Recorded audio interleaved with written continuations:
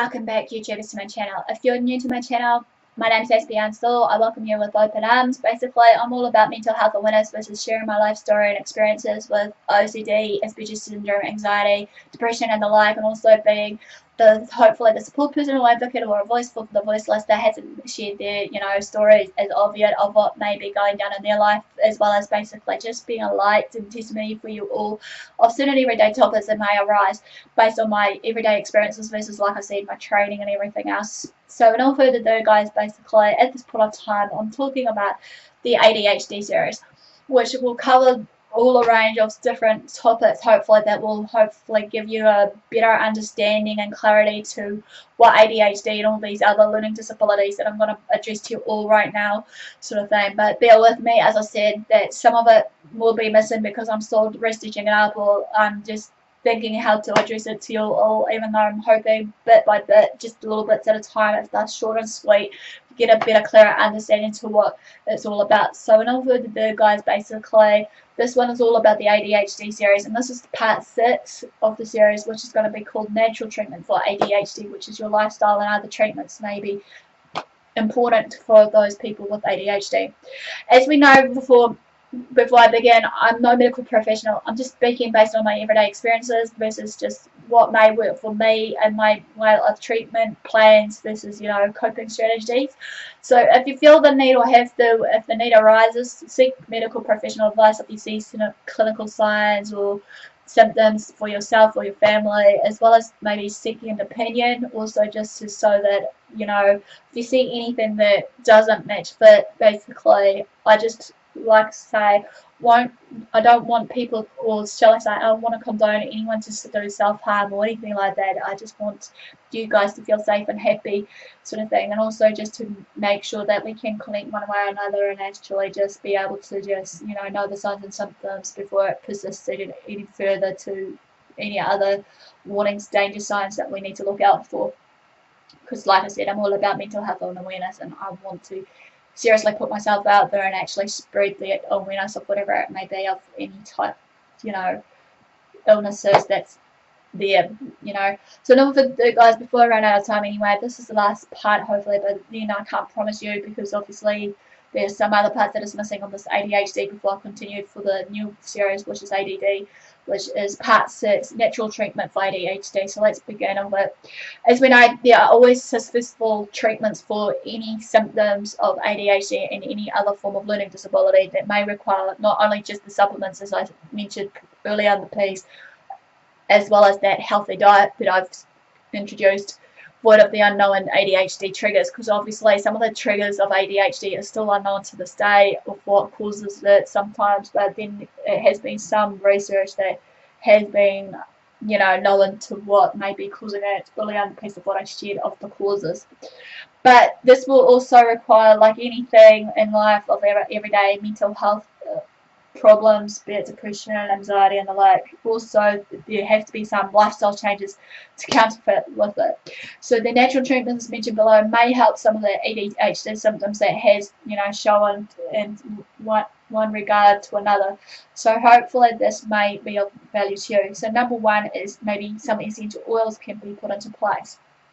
Okay, which is, some say that lavender essential oil can be used in various ways to improve, for starters, your moods when anxiousness or nervousness is present around us or in us.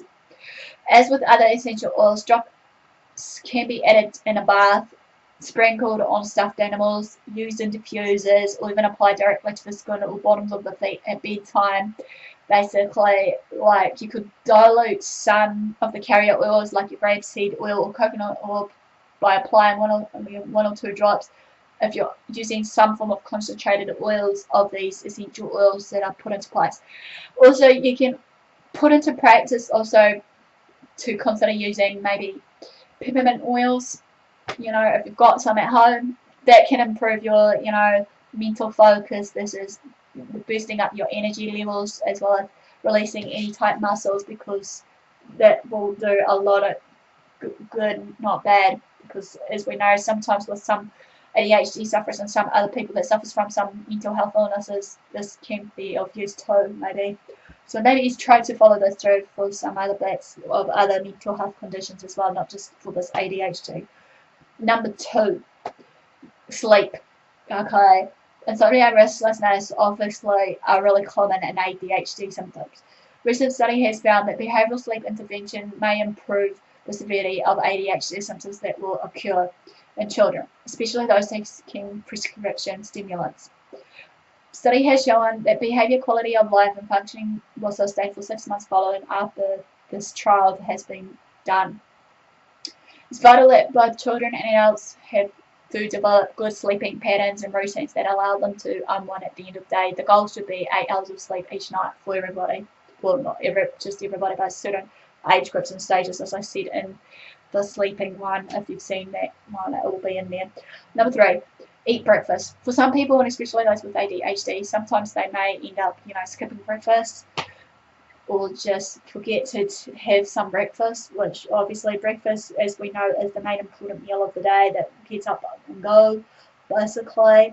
This helps the body properly regulate the blood sugars that's inside the breakfast cereals, toast, and whatever else we decide to eat with the breakfast foods that then stabilizes hormone fluctuation. Eating a breakfast that contains at least 20 grams of protein. Basically, we can ensure to, maybe have a protein smoothie of some sort, basically. I don't know, it's just a food for thought. Number 4 is your exercise. As we know, exercise is important. Doing activity for at least 30 minutes a day will increase our hormone levels to help it, that is essential for relieving ADHD symptoms, especially. Prior to tasks that require concentration, engage in 30 minutes of moderate exercise is crucial. So make sure that maybe to keep them active by doing some other activities besides maybe written work or whatever. Number 5, balanced stability balls. According to the American Journal of Occupational Therapy, that has been clinically shown that using balanced stability balls as a seat improves attention levels, decrease hyperactivity, and increase time on task. If your child's school will not allow the stability ball, be sure to use one at home during homework time though. In addition, adults can benefit from stability balls also at their own desk, which I don't have one, obviously, because you've got a new desk here. Okay, last but not least is number 6, neurofeedback. Okay, this one is all about maybe helping children and adults learn to focus on tasks. Some initial studies have found that watching brain activity during neurofeedback allows some individuals the opportunity to learn how to more effectively control their brains and just how their thought process work. Symptoms of ADHD, how it can be reduced with diet, supplements, and recommended lifestyle changes. Moreover, these changes can help you conquer ADD, ADHD in yourself if you suffer from it, or in your child. For many people, removing trigger foods and replacing them with healthy foods, however, will dramatically help address this common neurological and behavioural disorder. So that basically ends part 6 of the video of the ADHD, of the natural treatments, lifestyle and other treatments. Give me a like for thumbs up for support and engagement. Feel free to follow me on Twitter, Facebook. Feel free to comment below if I missed anything that may be of value to others around us. Feel free to basically private message me on AspieAnswersAll, or also just direct message me on YouTube. Feel free to subscribe to my channel because I'm hoping to do it on the daily, but I can't always promise you with that. So no further ado, guys, basically, thanks for the support, thanks for watching, do what you love what you do. Until next time, I'll see you all again.